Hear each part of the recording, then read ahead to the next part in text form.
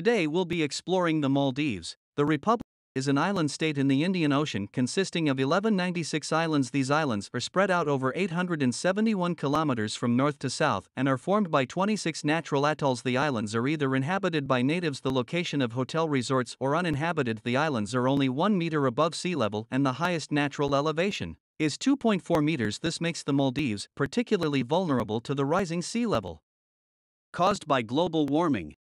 Most hotel resorts occupy an entire island and therefore create a unique holiday experience that takes place almost exclusively in one resort. Since 2009, there is the option for tourists to visit and stay on islands inhabited by natives. These hotels are much simpler but also a lot cheaper. For most, the Maldives are a once-in-a-lifetime destination, because due to the expensive nature of the resorts, these islands are no trip for a small budget. But no need to worry with our Maldives travel guide.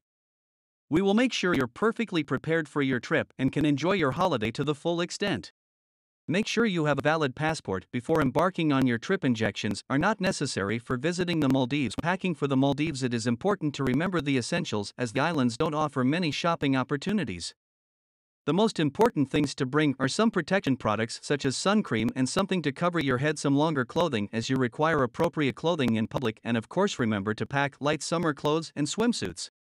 The Maldives use English plugs, so bringing a few adapters can be helpful. You will probably arrive by plane at the airport in the capital of the Maldives, Mali. The first stop at the airport is immigration. There are often very long queues at immigration, so for a shorter wait time you should fill in the immigration form on the plane and be sure to exit the aircraft quickly. Importing alcohol, drugs and pornographic material is strictly prohibited in the Maldives, and they may also check your hand luggage. Changing money at the airport is not recommended as most resorts don't require cash and use US dollars as their currency. It is a good idea, however, to change a few US dollars in advance, which can then be used as tips. Usually there will be a representative of your resort waiting for you past the baggage area. Alternatively, there are numbered booths for each travel company and resort. Further along, where someone will be able to help you and show you where to go. From here on, you will be directly transferred to your resort. Depending on how close your hotel is, you will either be picked up from the airport by a boat or by an island or waterplane.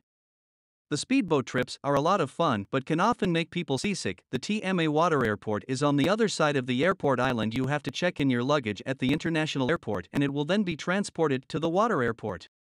Shuttle buses then take you to your plane from the water airport. Some hotel resorts have their own lounge at the water airport, where you can relax and freshen up until it's time for your flight.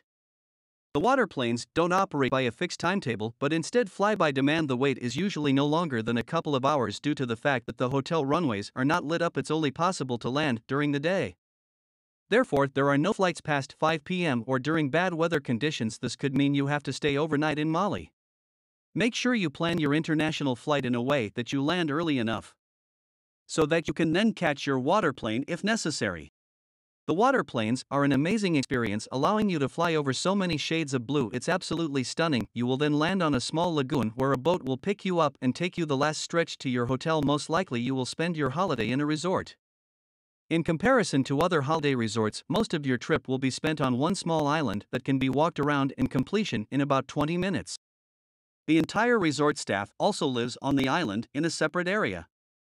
Every island has its own island doctor and small shops in which you can purchase necessities, but they mainly sell souvenirs. The first important decision when it comes to accommodation is how you would like to live during your trip. If you'd prefer to live on the mainland, then you can choose between a beach and a garden villa. Beach villas have direct access to the beach with a private beach area. Garden villas are located more centrally on the island. Depending on what you choose, there are different price classes, but the standards are always high. The beach is never far away on foot, being as the islands are all very small. Optional extras include a private pool, jacuzzi, an outdoor bathroom, and many more. If you'd prefer to live on the water, then you can choose between the overwater villas and suites. These are built on stilts and some stretch out very far into the lagoon. These also offer various categories and extras. It is important not to underestimate the sun in the Maldives. 10 minutes in the sun without protection can already cause a sunburn for light skin types.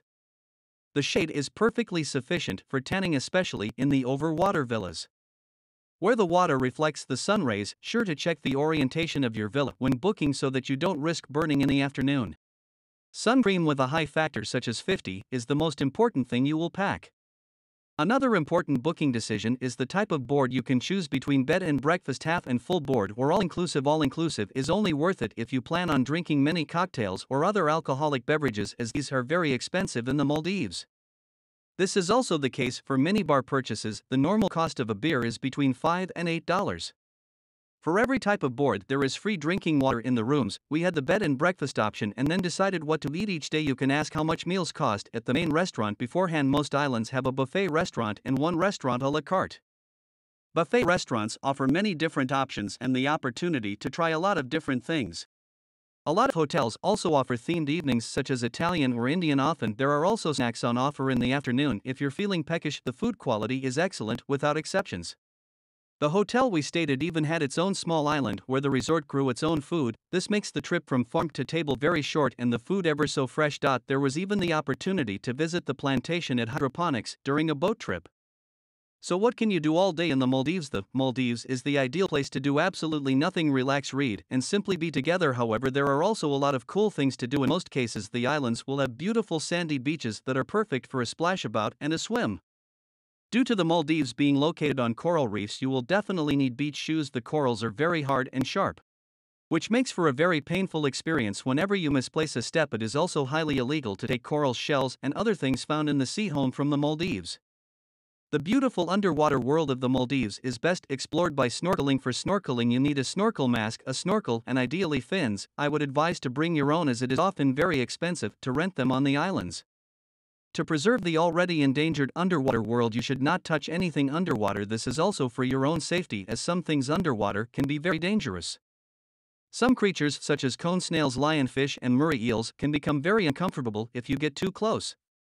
There is also the option of diving. Pretty much every hotel island has a dive shop that offers boat trips to all the good dive spots in the area. You're lucky you can also see sharks, turtles, and larger fish. The hotels have various offers, including jet skis, kayaks, windsurfing, and stand-up paddling, so there's something there for everyone. There's the option to relax in the spa on offer at each resort. Massages are only some of the treatments they offer next to facials, skin treatments, hairdressers, and nail care. In the evenings, the hotel bar has a happy hour and is the location of the evening entertainment programs afterwards. If you're visiting the island with your better half, then be sure to check out the romantic date options that are available. If you're lucky, you may even be able to see dolphins while you're out and about. This is a common occurrence in the Maldives, especially during a sunset cruise.